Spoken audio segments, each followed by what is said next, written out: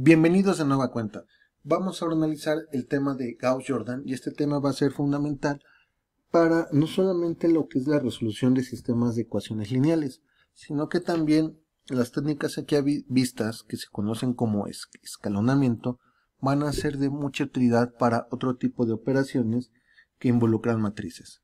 Pero primero veamos algunos conceptos básicos. ¿Qué es una matriz? Pues una matriz es un arreglo numérico de n renglones y m columnas, entendiendo, claro está, que los renglones van a ser estos, aquellos que aparecen de forma horizontal, y las columnas van a ser aquellos que aparecen de forma vertical. Por ejemplo, tenemos esta matriz dada por los siguientes elementos, de 2, 4, 5, 3, 0, 7. Tenemos que esta matriz va a constar de dos renglones. Este es el primer renglón y este es el segundo renglón, ¿de acuerdo? Pero en cambio va a constar de tres columnas. Entonces decimos que es una matriz de tamaño 2 por 3, es decir, tiene dos renglones y tres columnas. Recuerda que al momento de definir el tamaño siempre vamos a empezar por el renglón y después por la columna. Ahora, vamos a platicar un poco acerca de la solución de sistemas de ecuaciones. ¿Qué es un sistema de ecuaciones? Aquel en el cual tenemos dos o más ecuaciones, las cuales tienen un acoplamiento entre sí. Es decir, para resolverla, para obtener los valores de las incógnitas, por ejemplo en este caso x y y, debemos resolver de forma simultánea para que estos valores de x y y satisfagan no solamente en este caso a la primera ecuación, sino también a la segunda. Ahora, en este caso tenemos un sistema 2 por 2. ¿Qué significa eso? Bueno, tenemos dos ecuaciones y tenemos también dos incógnitas, que en este caso son x y y. Este sistema lo podemos expresar en forma matricial como sigue, donde tenemos la matriz formada por los coeficientes a, b, c y d, que como puedes notar son los coeficientes que multiplican a x y a y en las dos ecuaciones, multiplicada por un vector, recordando que un vector lo podemos definir a grosso modo como una eneada. ¿De acuerdo? ¿A qué me refiero con eneada? Pues a un conjunto de números. Por ejemplo, 1, 2, 3 sería un vector de 3 elementos. Si pusiéramos 1,2 sería un vector de 2 elementos. ¿De acuerdo? Entonces, una eneada. Una estructura numérica que consta de n elementos. ¿De acuerdo? Donde n, pues ya sabemos, es un número natural. Bueno, entonces aquí tenemos un vector, más concretamente un vector transpuesto, pero de eso se platicará más adelante. Y este arreglo es igual al vector S1, S2, donde S1 y S2 son aquellos números o valores a los cuales está igualado nuestro sistema de ecuaciones. Muy bien. Entonces la matriz ABCD la vamos a llamar matriz de coeficientes o matriz principal, y esta matriz formada por la matriz de coeficientes diagonal, el vector de soluciones o resultados a los cuales está igualado nuestro sistema, lo colocamos a continuación, ¿de acuerdo? Entonces esta estructura es la que se conoce como la matriz aumentada. Probablemente ya viste esto, seguramente lo tuviste que haber visto en la serie previa a estos ejercicios, ¿de acuerdo? La existencia de la matriz de coeficientes y la matriz aumentada. Ahora, antes de continuar, es súper importante que repasemos las transformaciones de renglones. Estas transformaciones son transformaciones de tipo lineal. ¿A qué me refiero con transformaciones lineales? Me refiero a que estas transformaciones tienen que ver con sumas y con productos, por ejemplo, de un renglón por un escalar, es decir, un número, y también la combinación de estas dos operaciones. Por ejemplo, multiplicar un renglón por un escalar y el resultado sumarlo a otro renglón. Súper importante, recuerda, los renglones son aquellos que aparecen de forma horizontal, ¿de acuerdo? Entonces, como seguramente ya lo observaste, si ya viste la técnica de Gauss, entonces estas técnicas tienen que ver con una generalización de lo que es el método de la suma. Pues bien, entonces vamos a recordar esos procedimientos o transformaciones de renglones. Son los siguientes. Primero, todos los números de un renglón o todos los elementos de un renglón pueden multiplicarse o dividirse por cualquier número real distinto de 0. Entonces aquí no necesariamente estamos limitados a números naturales. En principio funciona para cualquier número real distinto de 0. Y tenemos que esto es lo mismo que multiplicar ambos lados de una ecuación por un número real distinto de 0. Es decir, estamos generalizando y haciendo una forma más elegante lo que es el método de la suma.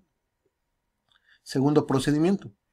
Todos los números de un renglón pueden multiplicarse por cualquier número real distinto de 0 y este producto, este resultado, puede entonces sumarse a los números correspondientes en cualquier otro renglón.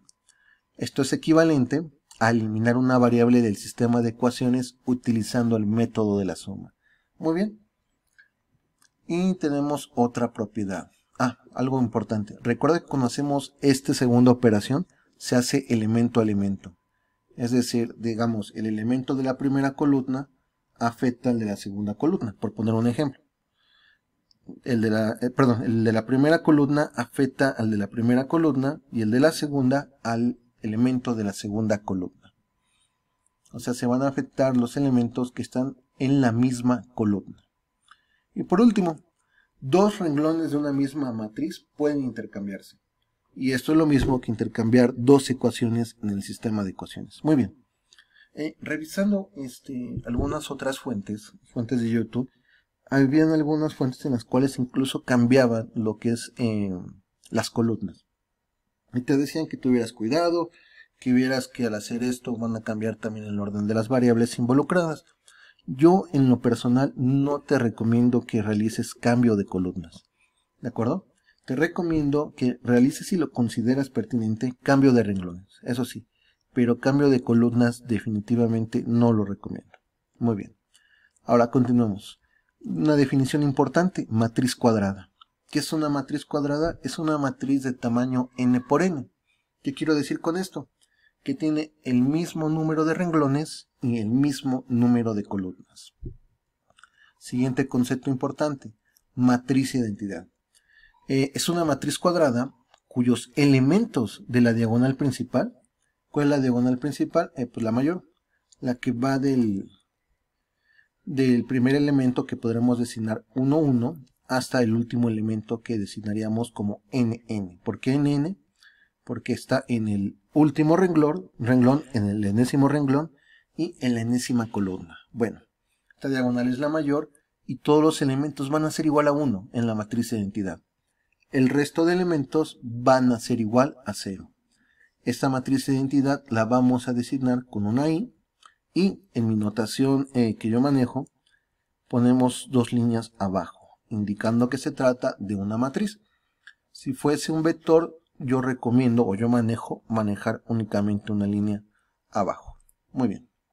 Entonces tenemos aquí, por ejemplo, la matriz de identidad tamaño 2×2 y la matriz de identidad tamaño 3×3. Muy bien, continuemos.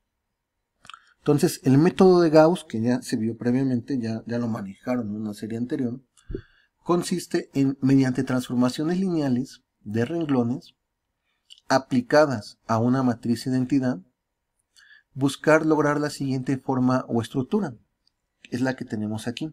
Esto que tenemos aquí se conoce como matriz escalonada, y lo que podemos observar es que los elementos de la diagonal principal de la matriz de coeficientes, o la que originalmente era la matriz de coeficientes, se convierten en 1, 1, ¿de acuerdo? Y los elementos que están por debajo se van a convertir en ceros. Muy bien.